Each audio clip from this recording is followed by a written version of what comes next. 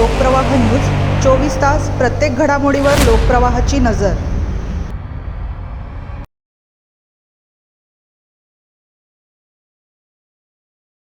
मंत्री नरहरी झिरवाळ यांच्या जुन्या नाशिकच्या दूध बाजारात छापा।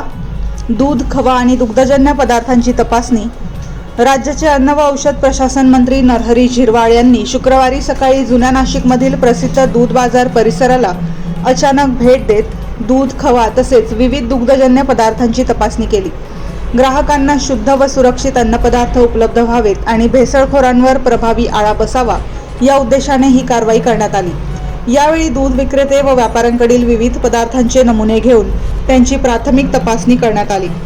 तसेच अन्न सुरक्षा मानकांचे काटेकोरपणे पालन केले जात आहे का याचीही पाहणी करण्यात आली।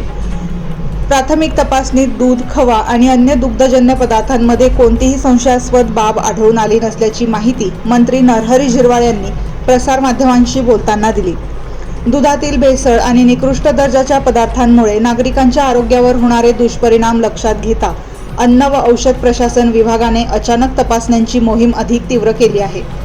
मंत्री झिरवाळ स्वतः मैदानात उतरल्याने दूध बाजार परिसरात व्यापारी तसेच संबंधित विभागातील अधिकाऱ्यांची चांगलीच धावपळ उडाल्याचे चित्र पाहायला मिळाले। अन्न सुरक्षेबाबत कोणतीही तडजोड केली जाणार नसून भेसळ करणाऱ्यांविरोधात कठोर कारवाई केली जाईल असा स्पष्ट संदेश या अचानक पाहणीमधून देण्यात आल्याची चर्चा परिसरात होती।